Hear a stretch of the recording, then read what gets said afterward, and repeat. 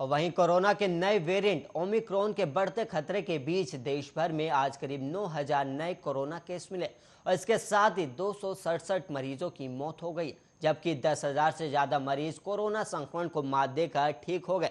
और बुधवार सुबह को केंद्रीय स्वास्थ्य मंत्रालय की ओर से जारी किए गए आंकड़ों से ये जानकारी मिली और केंद्रीय स्वास्थ्य मंत्रालय के अनुसार सुबह 8 बजे तक बीते 24 घंटे में देश भर में कोरोना के कुल 8,954 केस मिले और इस अवधि में 267 कोरोना मरीजों की मौत हो गई, जबकि 10,207 कोरोना के मरीज स्वस्थ हो गए। और मंत्रालय के अनुसार बीते 24 घंटे में देश के भीतर 1520 एक्टिव केस घटे, जिसके बाद अब कुल 99,023 एक्टिव केस रह गए जिनका इलाज अभी जारी है। और अभी तक के कुल आंकड़ों की बात करें तो देश में एक दिन में कोविड-19 के 8,954 नए मामले सामने आने के बाद देश में कुल संक्रमितों की संख्या बढ़कर 3,45,96,776 होगी, जबकि 267 मौतों के साथ कुल मृतकों की संख्या बढ़कर 4,69,247 तक पहुंच गई।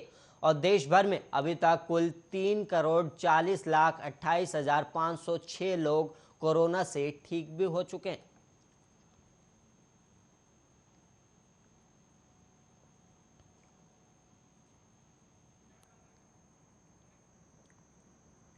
ऑस्ट्रेलिया के संसद में महिला कर्मचारियों के साथ उत्पीड़न की समस्या काफी बढ़ गई और ऑस्ट्रेलियाई मानवाधिकार आयोग की रिपोर्ट के अनुसार करीब 63 महिला सांसदों के साथ उत्पीड़न की घटना हुई है। और रिपोर्ट में ये बात का जिक्र किया गया कि ये घटनाएं महिला सांसदों के साथ संसद के अंदर हुई है। और रिपोर्ट में 33 अलग अलग संगठनों के 1,723 लोगों ने बताया कि करीब 33% कर्मचारी कम से कम एक बार उत्पीड़न का शिकार हुए और वहीं 51% महिलाएं प्रताड़ना का शिकार हुई।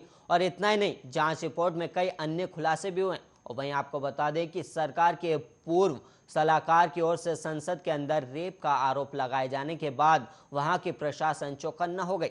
और वहीं ऑस्ट्रेलिया सरकार ने इस मामले की जांच मानवाधिकार आयोग से करवाई थी और जांच रिपोर्ट में ऐसे ऐसे खुलासे सामने आए कि जिससे एजेंसियों के होश उड़ गए। और जांच रिपोर्ट को लेकर प्रधानमंत्री स्कॉट मॉरिसन ने इसे भयावह कहा है। और वहीं आपको बता दें कि इससे पहले वहां के प्रधानमंत्री पर आरोप लगा था कि वो महिला सांसदों के साथ होने वाली घटनाओं को लेकर चुप्पी साधे हुए और जांच के दौरान उन्हें पूछताछ में एक पुरुष सांसद ने महिला को किस करना और उसे उठाना, उसे छूना और कमेंट करने की बात को सही ठहराया और उन्होंने कहा कि इसमें क्या गलत है। और रिपोर्ट में जिक्र किया गया कि महिलाओं के साथ उत्पीड़न की घटनाओं के कारण उन पर और उसकी टीम पर बहुत बुरा असर पड़ता है। और रिपोर्ट में यह भी कहा गया कि इस तरह के मामले सामने आने के कारण संसद का काम प्रभावित होता है।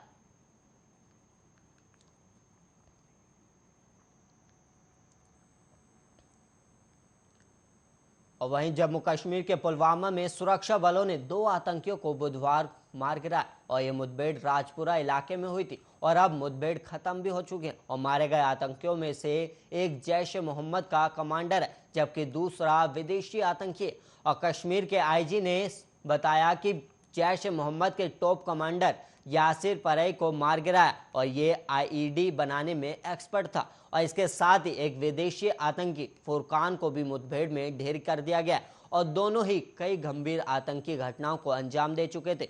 और बीती रात ही पुलवामा के राजपुरा के कस्बा यार गांव को रात में घेरे के लेकर सुबह जब तलाशी अभियान शुरू किया गया तो एक घर में छिपे आतंकियों ने फायरिंग शुरू कर दी थी और इसके बाद सुरक्षा बलों की जवाबी कार्रवाई में 2 आतंकी ढेर कर दिए गए और अभी भी तलाशी अभियान चल रहा है और ऐसी आशंका है कि एक आतंकी अभी और छिपा हुआ सकता है।